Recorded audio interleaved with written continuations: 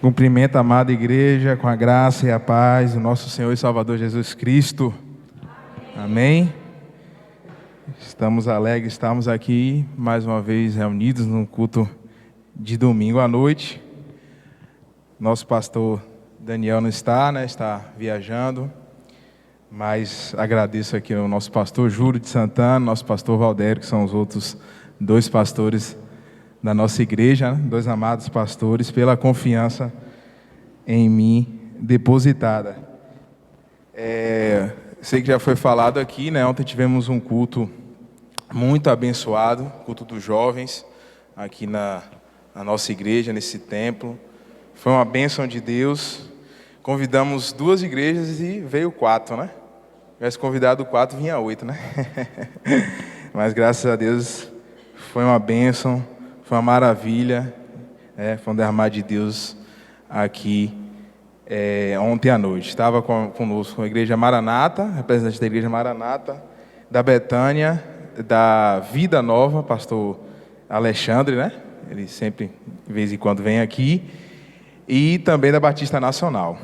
Amém? Sem mais, meus queridos, vamos abrir a poderosa palavra do Senhor lá no livro de Romanos, capítulo 8.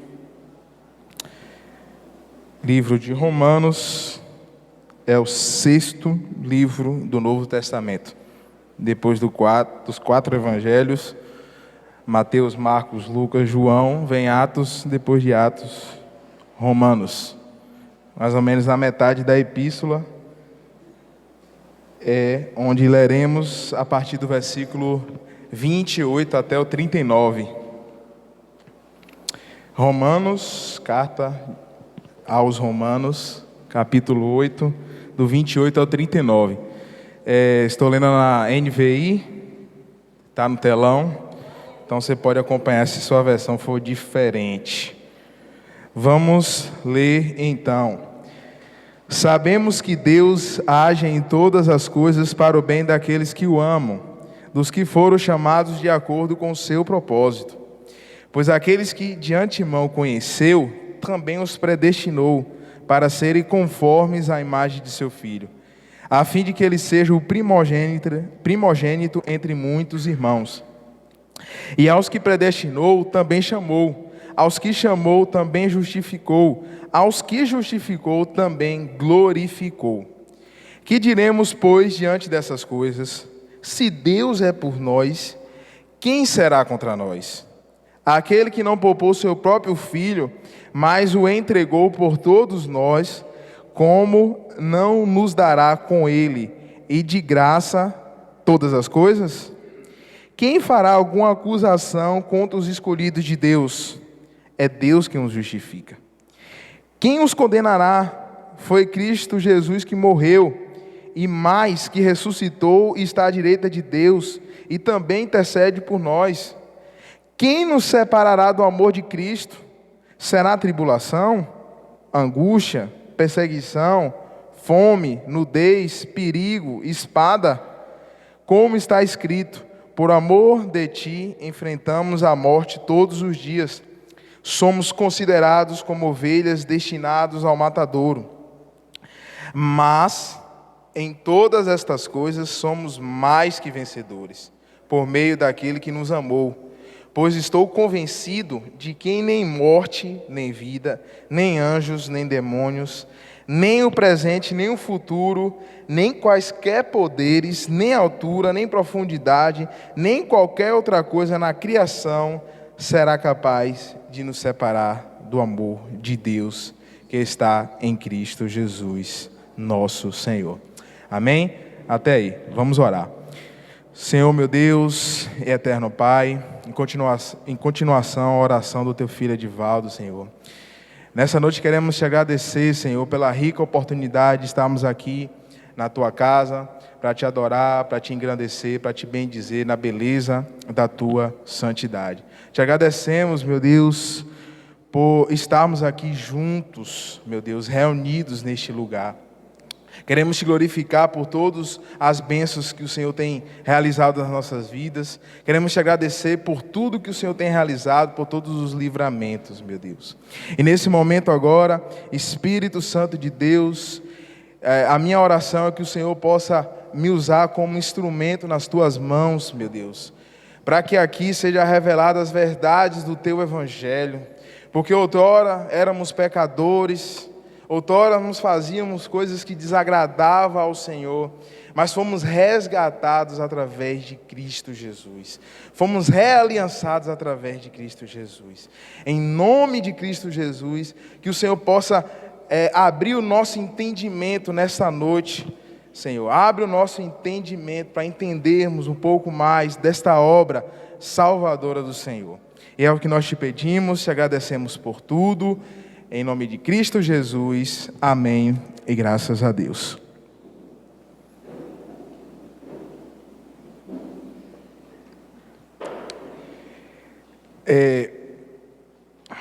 Então lemos aqui, né, irmãos, a carta aos Romanos, capítulo 8, lemos do 28 ao 39.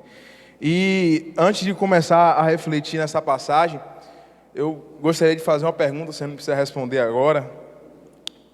Você se considera um vencedor? Você não precisa responder agora, mas ao longo, no decorrer dessa mensagem, nós iremos responder essa pergunta. Você se considera um vencedor? E amados, a carta de Romanos, ela tem a sua autoria atribuída ao apóstolo Paulo. É quase que incontestável essa autoria, pela descrição da carta, pelos conteúdos, os temas abordados. E o próprio apóstolo, né, no início da carta, ele já faz menção disso mesmo, que ele que foi o escritor dessa carta, o remetente dessa carta, escrita ali durante o seu encerramento da sua terceira viagem missionária. Quando ele estava encerrando, ele escreve essa carta aos romanos.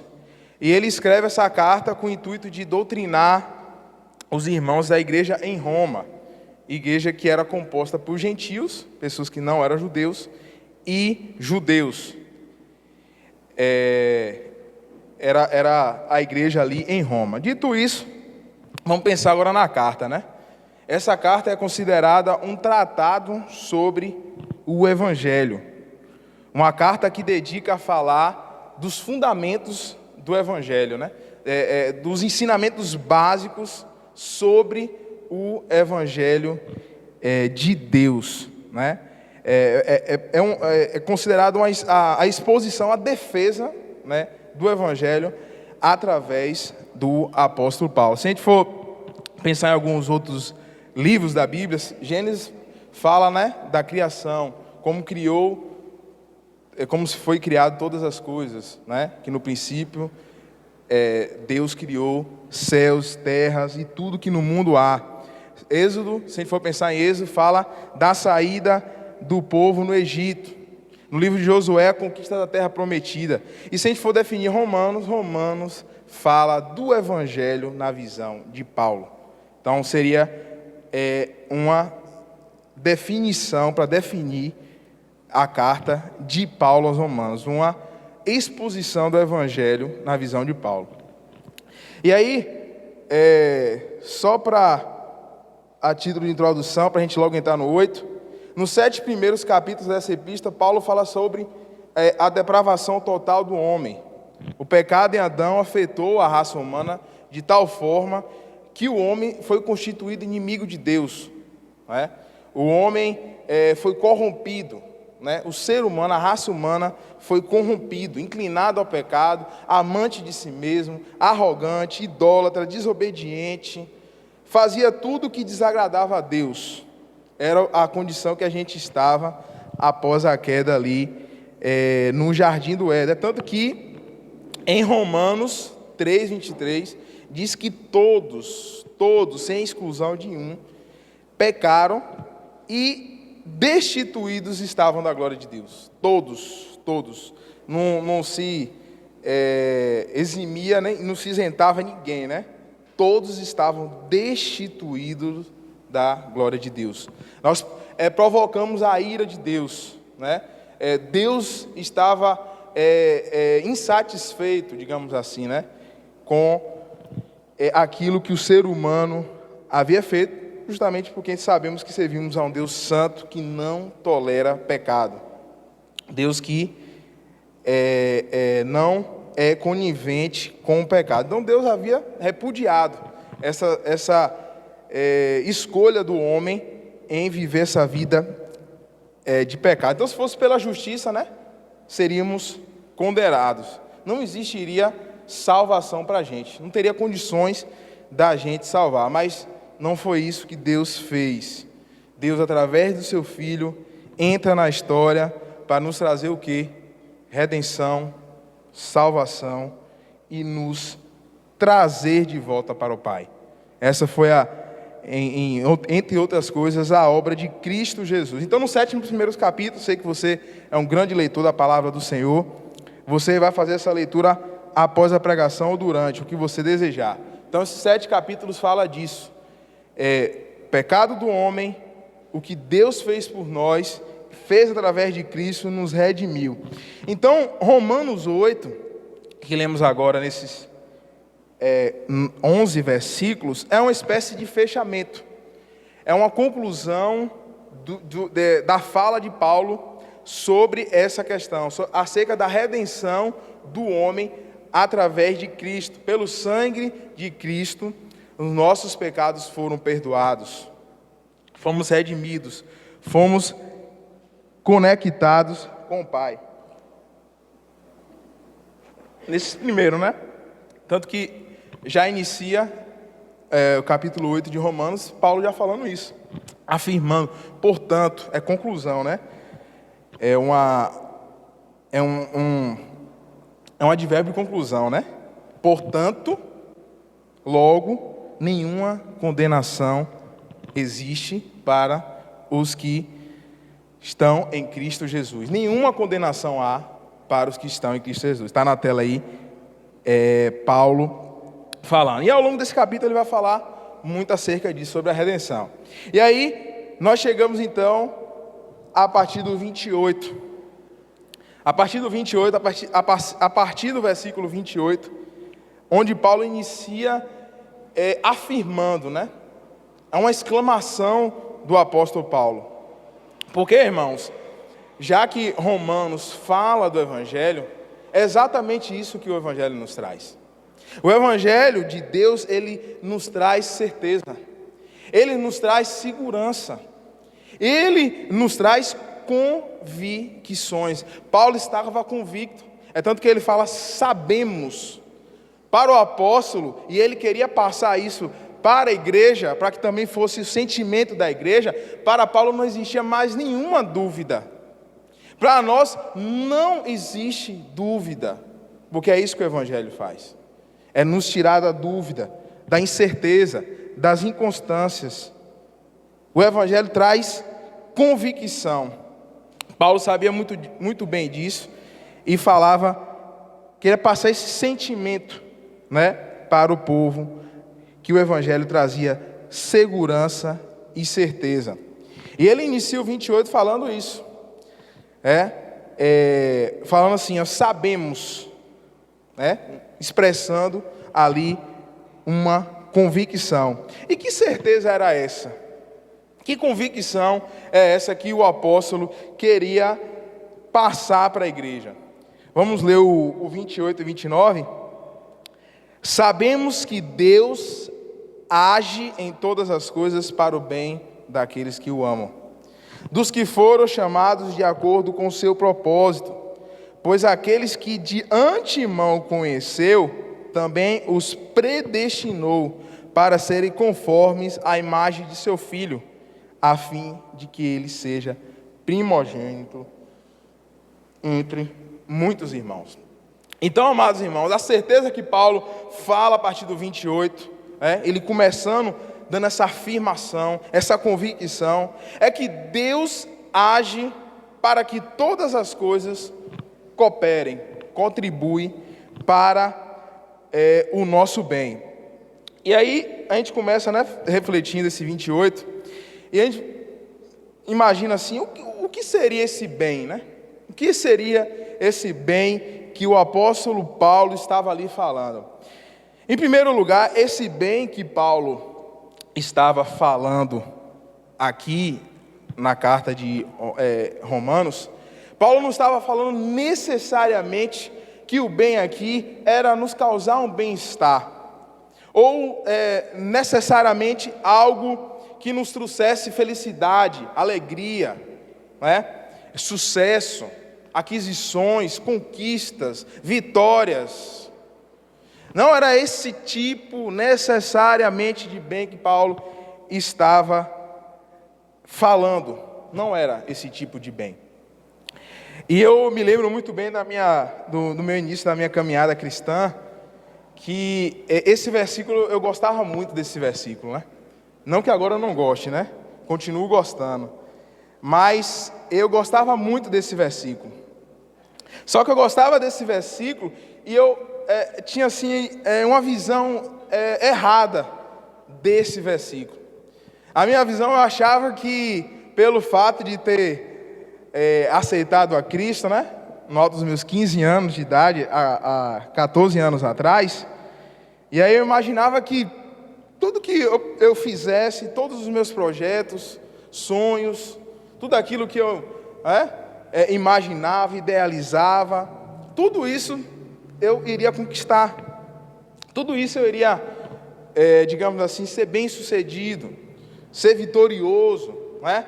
Tem até a canção que eu mais gostava era aquela "Agora é só vitória". Você já ouviu essa canção certamente, né? Agora é só vitória, agora é só crescente, agora é só sucesso, agora pronto, virei imbatível, não tem como mais me parar, digamos assim. É no pensamento, né? Às vezes a gente, como recém-convertido, a gente tem esse tipo de visão, né? Quando lê esse versículo. Só que, irmãos, o apóstolo Paulo não estava falando dessa maneira que eu imaginava. Na verdade, ele falava de um outro bem, de um outro propósito que Deus faz para nossas vidas. E ele responde. A gente não precisa nem muito interpretar aqui, ó. Ele diz aqui no finalzinho, na parte B do 29, também os predestinou para serem conformes à imagem do seu Filho. Sabe qual é o bem que Paulo afirma aqui? Que a todas as coisas cooperam para o bem. É que esse bem aqui que ele está falando é você ser moldado, você ser lapidado, você ser esculpido no padrão de Jesus. Esse é um bem que Deus quer das nossas vidas. Esse é o bem que Deus faz com que todas as coisas cooperem, contribuem para esse propósito específico. Nos parecer com Cristo, nos moldar a Cristo. Não é realizar todos os nossos sonhos, não é atender toda a nossa vontade, porque essa mensagem, ela não é egocêntrica. Eu poderia aqui trazer essa mensagem pensando assim, quais são as atitudes de um vencedor, quais são as características de um vencedor. Mas tudo isso faz com que a gente tome as ações, as rédeas das coisas. E a gente pode até ser vencedor aqui na terra, ser alguém que tem muito sucesso, muito dinheiro, né? Ser considerado um vencedor, mas não é esse tipo de vencedor que Deus estava falando através do apóstolo Paulo. Era um outro tipo de vitória, era um outro tipo de sucesso. Então o bem que Deus quer, que Deus faz, que coopera para o nosso bem, que tudo que Ele faz, todas as ações, é para que a gente se amolde ao padrão de Cristo Jesus. E aí eu comparo Deus aqui, ó, com a figura de um pai e de uma mãe. Aí, sabe aquele momento que seu filho ou sua filha, né, ele está indo mal em português ou mal em matemática, né? São os dois extremos aí, são os que causam mais dúvidas, né? Português ou matemática. Ele é aquele aluno que está parecendo um time bom, né? Certeza que no fim do ano ele vai para a final. Vai ficar de recuperação, talvez vai perder de ano, vai ter que repetir de ano. E aí, se você é um bom pai, o que você faz, né? Chegou agora nessa época do meio do ano, geralmente os alunos têm um recessozinho, né? 15 dias, 3 semanas. E aí, se você é um bom pai, você pensa nas férias do seu filho, você deixa ele fazer o que ele quiser, né? Deixa ele tranquilo, jogando videogame, sossegado, curtindo as férias, indo na casa de um colega, dormindo, jogando videogame até mais tarde. É isso que você pensa, né? Com certeza não. Estou falando com pais e mães aqui sensatos, né? E você pensa que no passe de mágica esse menino vai aprender matemática, né? Vai virar um seguidor de Einstein, vai virar um matemático, né? Você pensa. Não é isso que você faz. Tenho certeza. Você vai, consulta algum reforço, você vê se existe alguma banca para o menino estudar, ou a menina, você matricula ele, ou às vezes, né, a condição não está nem permitindo. E aí o que você faz? Você tenta estudar a matéria ali para ensinar o seu filho, né? Você tenta ver um vídeo de YouTube, né? O YouTube tem coisa boa também, viu, gente? A internet também tem coisa boa. Não dá para condenar toda a internet, não. E aí você assiste videoaula, que você não está com condições para pagar uma banca para o seu filho. Não é assim que você faz? E aí ele vai gostar, não vai? Bem nas férias, bem na época de férias, recesso no meio do ano. E aí ele vai amar, não vai? Vai gostar bastante, né? Passar as férias dele ali, alguns dias tendo que estudar, alguns dias tendo que desligar a televisão, e ir para o quarto estudar matemática, ou estudar português. Seu filho vai amar, né? Será que ele vai amar? Não vai. Ele queria estar jogando bola na rua, né? Queria estar jogando peão, queria estar assistindo televisão. Os meninos de hoje em dia queriam estar no celular. Não é isso que ele queria? Mas, como você é um bom pai, como você é uma boa mãe, você está fazendo tudo para a cooperação do bem do seu filho, que não necessariamente ele pode gostar ou não gostar. E é exatamente isso que Deus faz. Sabe por quê? Porque a gente como pai, você como mãe, o que você quer ver seu filho fazendo? Tirando boas notas, sendo aprovado, ver o seu filho sendo um aluno exemplo, né? Nas reuniões de pais, o seu filho ser citado aí como um aluno exemplar, digamos assim. É exatamente isso que Deus faz. É uma comparação para a gente entender como é esse agir de Deus para cooperar para o nosso bem. E só que, enquanto na escola, né, a média dele era 6 ou 7, depende da escola, a média de Deus, o padrão de Deus, a nota de Deus é se parecer com o seu filho. É te moldar, é te lapidar para que você cada vez se aproxime mais de Jesus. Às vezes a gente está precisando ser mais humilde. E aí Deus vai lá e envia uma prova. Vou enviar uma prova ali para ele ser mais humilde. Às vezes a gente não está sabendo lidar com dinheiro. Aí vai Deus e envia a prova. Se a gente está mal em português, a gente precisa fazer o quê?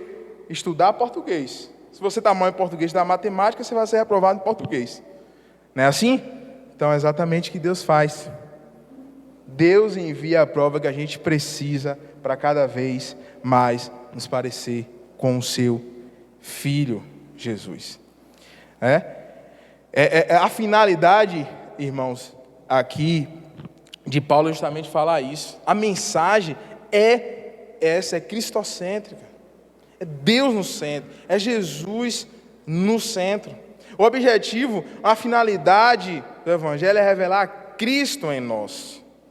Não é aflorar, não é massagear o nosso ego, não é realizar os nossos projetos, não é atender a nossa vontade, atender os nossos desejos, os nossos prazeres.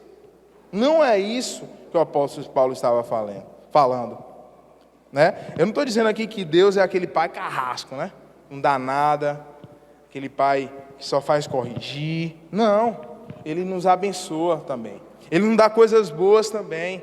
Ele nos dá presente também. Mas Deus não foge do seu propósito principal. Não foge do seu propósito máximo, que é esse, que é cooperar para o seu bem, que é cooperar para que você se pareça com Cristo, para que você seja mais humilde, para que você seja mais desapegado com as coisas desse mundo, para que você seja mais espiritual. Deus está cooperando para isso, irmãos. Deus está contribuindo para isso. Esse é o nosso bem. Esse é aquilo que nos faz bem. E aí nisso de fazer o bem está incluído várias coisas. Está incluído derrotas, está incluído muitas vezes frustração, está incluído muitas das vezes fracassos, calúnias.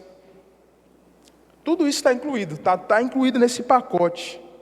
Porque Deus sabe o propósito que Ele tem para as nossas vidas. E aí continuamos no 30. O 30 diz o seguinte: aos que predestinou, também chamou. Aos que chamou, também justificou. E aos que justificou, também glorificou. Então, nos dois primeiros versículos aí, né? Na verdade, nos dois mesmo, falamos qual é esse bem, né? Qual é a forma que Deus... o que é que Deus quer para o nosso bem? O que é que as coisas fazem para cooperar para o nosso bem? E aí, nesse versículo 30, Paulo fala como é que Deus promove esse bem. Como é que Deus faz com que esse bem de se parecer com Cristo Jesus, ele seja feito nas nossas vidas. E aí Paulo cita 4 atitudes de Deus. Deus nos predestinou, nos chamou, nos justificou, nos glorificou. E aí, quando a gente pensa nessas 4 atitudes, primeiro, Ele nos predestinou, ou seja, Deus nos escolheu. Eu não quero entrar aqui no tema, né, polêmico sobre predestinação, sobre, né, esse tema complexo, porque o meu objetivo aqui é apresentar os fundamentos do Evangelho, né? Os fundamentos do Evangelho através desse capítulo de número 8. Mas aí vamos considerar a predestinação de Deus como uma escolha de Deus, a escolha incondicional de Deus. A escolha de Deus, apesar da gente não merecer a escolha dele.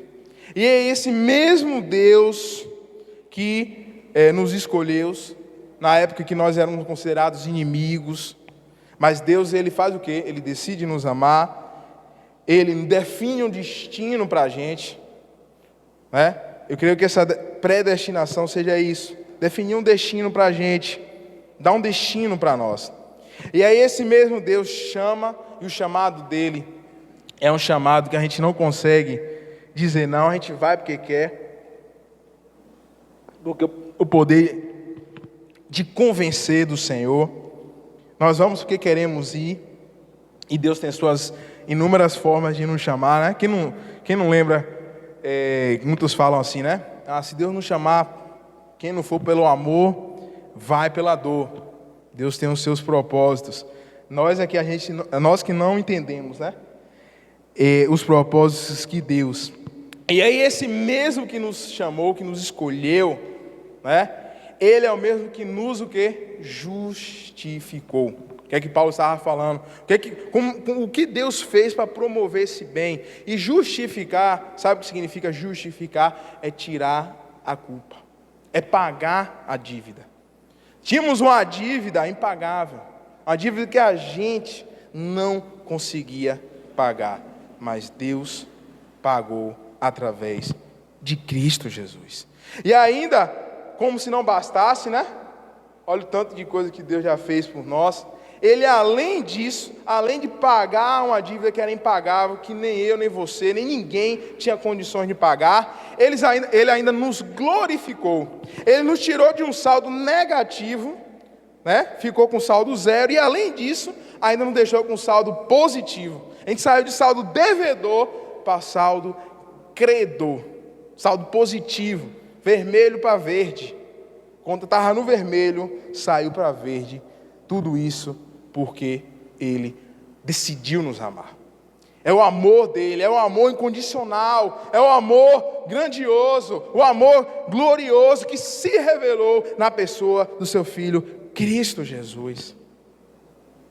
E aí esse glorificar aqui que Paulo fala, ainda vai se revelar. Começou aqui e se revela quando? Quando nós iremos morar com Ele na eternidade. É essa glória que Paulo fala. Ele nos glorificou, além de nos justificar, nos glorificou. Então ainda que será confirmada, estamos vivendo aqui, mas será confirmada no fim dos tempos, quando herdarmos os novos céu e nova terra. E aí, irmãos, depois de ter falado isso, do 31 em diante, até o 35, Paulo, ele vai fazer algumas perguntas. E essas perguntas de Paulo são perguntas chamadas perguntas...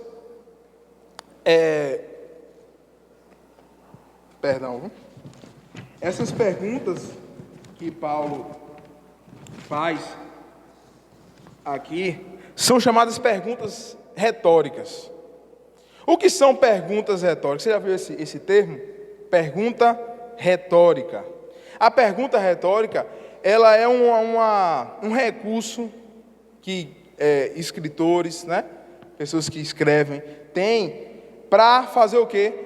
O objetivo não é encontrar resposta. Quem faz pergunta quer encontrar uma resposta, né? Mas o objetivo da pergunta retórica não é encontrar a resposta, porque quem escreve sabe a resposta. O objetivo de quem faz uma pergunta retórica é chamar a atenção de quem está lendo. É enfatizar algo. É chamar a atenção de algo para algo para o leitor, né? Para quem está lendo. Então, Paulo faz algumas perguntas retóricas.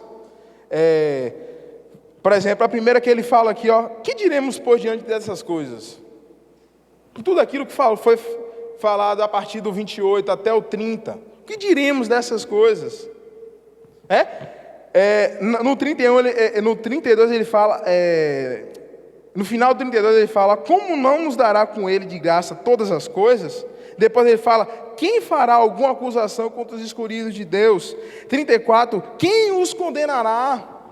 Diante de tudo isso, diante de todo esse amor que foi revelado em Cristo Jesus, e todo esse bem que Deus faz, que coopera para o bem, o que a gente pode dizer disso tudo?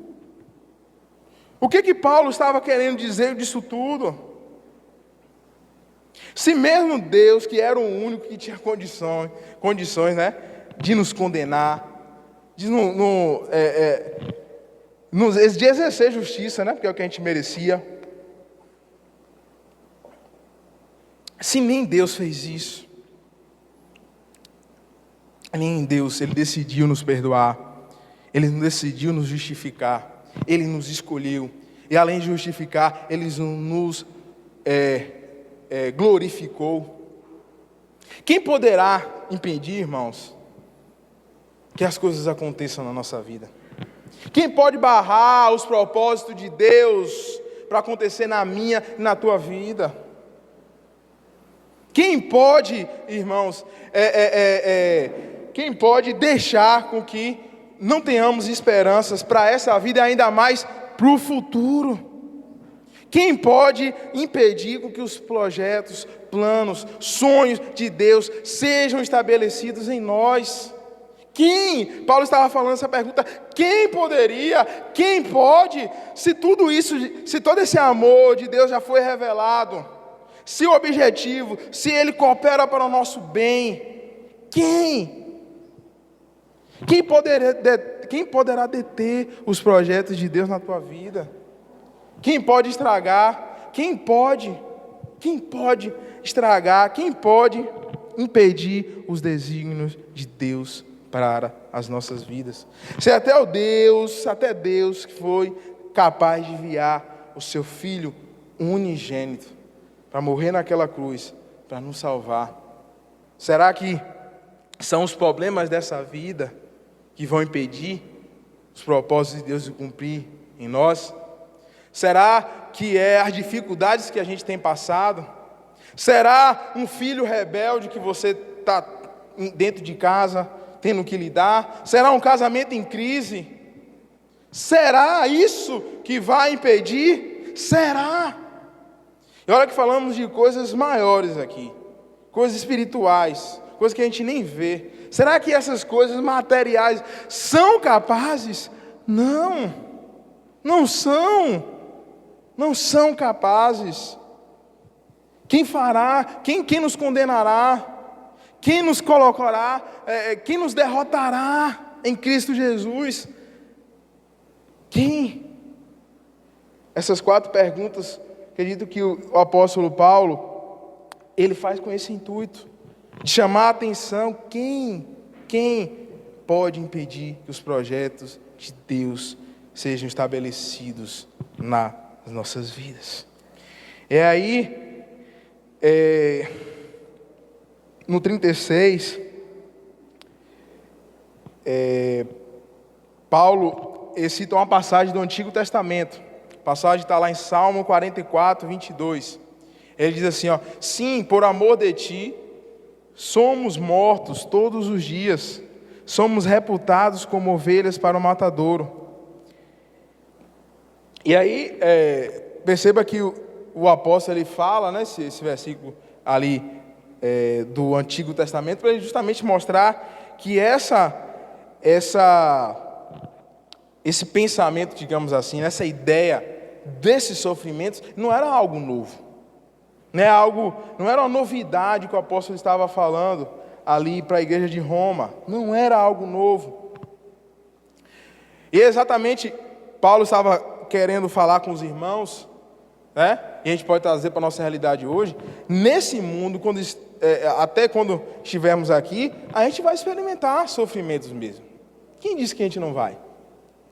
Quem disse que a gente não vai passar por dificuldades, momentos desafiadores, momentos de crise, momentos que nós seremos alvos de calúnia, momentos que seremos ridicularizados por ser cristãos, momentos, ainda bem que ainda aqui no Brasil, né, a gente consegue levar a Bíblia. Tem países que nem isso as pessoas conseguem mais.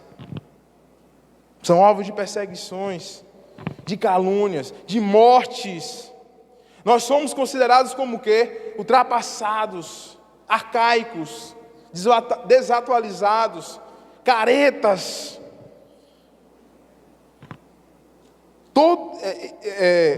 O versículo que Paulo cita de Salmos 44, todos os dias, por amor de Deus, nós passamos por isso.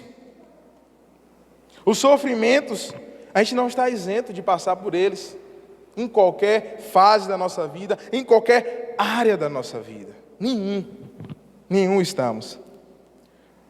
E aí, irmãos, em Romanos 8, 18, sabe o que Paulo fala e que nos traz esperança?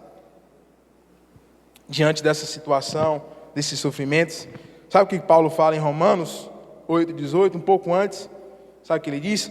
Estou absolutamente convencido, certo, de que os nossos sofrimentos do presente, disso que a gente passa, disso que nos causa agonia, que nos causa inquietude, que nos causa ansiedade, não podem ser comparados com a glória que nós iremos experimentar, que será revelada.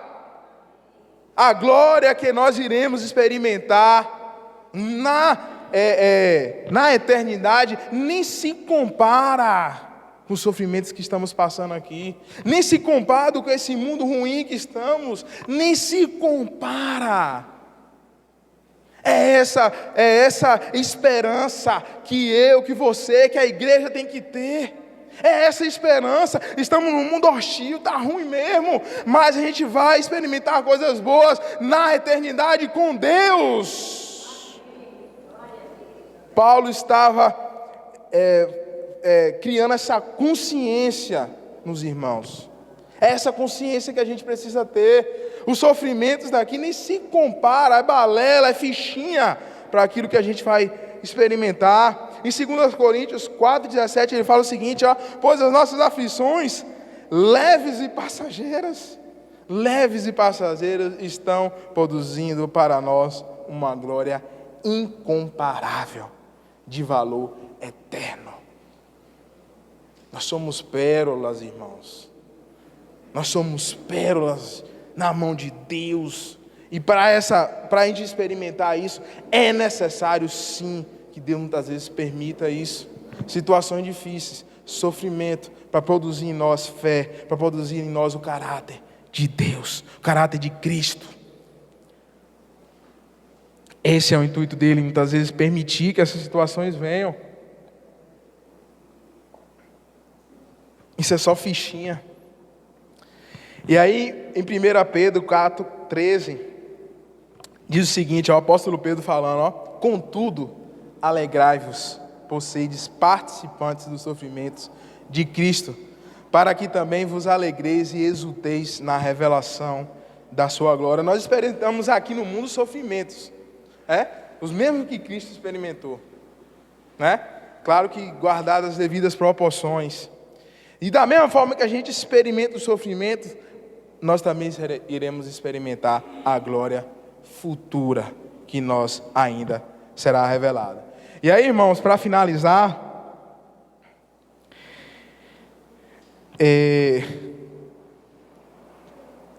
o 37 e o 39,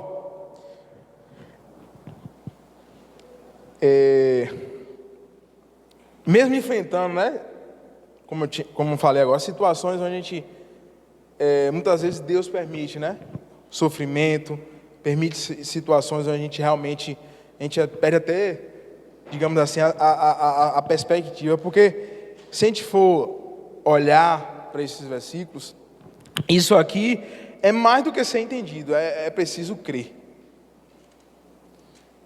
A gente precisa confiar, é mais do que entender, a gente precisa confiar nisso. E aí, irmãos,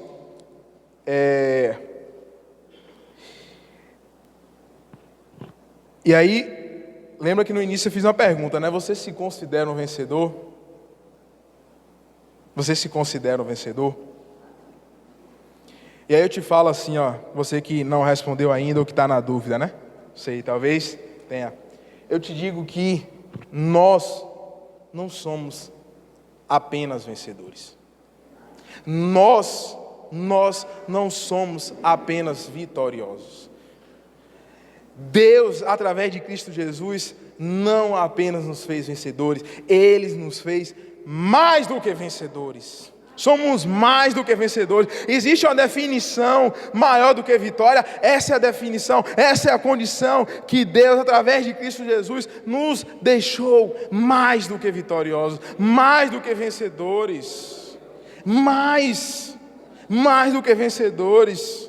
Essa é a condição que eu e você, a partir do momento que a gente passou o controle da nossa vida para Cristo, nós somos feitos mais que vencedores. Se existe uma definição no dicionário, mais do que vitória, mais do que ser vencedor, essa é a definição que você tem em ser. Então somos mais do que vencedores. E sabe, porque além disso tudo, nós somos considerados mais do que vencedores. Sabe por quê? Romanos 8, 38 e 39 responde. Sabe por que você é vencedor? Mais do que vencedor, mais que vitorioso. Romanos 38 e 39, vamos ler. Pois nem morte, nem vida, nem anjos, nem demônios, nem presente, nem futuro, nem qualquer poder, nenhum elemento desse planeta, ou alguma coisa, nada, nem material, nem imaterial, nem o que for, te separa do amor de Deus. Nem nada tem condições de separar, nem anjos, nem demônios, nem nada, nem problemas, nem sofrimentos, nem dores, nem crises, nem doenças, nada, absolutamente nada te separa do amor de Deus. Nada tem condições de te separar desse amor grandioso de Deus. E aí, eu espero que nessa noite nós possamos sair daqui refletindo nessa verdade, Deus está agindo para promover o nosso bem. E o nosso bem é nos parecer com Cristo Jesus. Essa é o bem que Deus quer, é esculpir em nós o caráter de Cristo. E para isso Ele nos escolheu, Ele nos chamou, Ele nos justificou, Ele tirou a culpa. E além disso Ele nos glorificou. Amém, amados? Então Ele é capaz de conduzir a tua vida. Ele é capaz de combater os teus combates, de guerrear as tuas guerras. Ele é capaz. Amém? E nesse momento, antes de passar a palavra para o nosso pastor Júlio ou pastor Valdério? Paulo ímpar, né, pastor? Eu vou chamar quem vai fazer aniversário amanhã. Quem é? Vai fazer aniversário amanhã? Pastor Júlio. E antes do pastor Júlio já chegue, gostaria de saber nessa noite se existe alguém em nosso meio. É 2 de julho ou 1º de julho, pastor? É amanhã, tá vendo? Tô certo. 85 anos. Antes de passar para o nosso pastor Júlio, eu gostaria de saber se nessa noite existe em nosso meio alguém que, ao ouvir essa mensagem, Deus tocou no seu coração, e você nessa noite gostaria de tomar a decisão. Existe alguém nessa noite em nosso meio que ainda não se rendeu aos pés de Cristo, se rendeu ao senhorio de Cristo? Amém? O silêncio diz que não. Passa a palavra por daqui a umas horinhas, né, pastor? Aniversariante. Aqui mesmo? Já que estou trazendo. E desde já agradeço a oportunidade.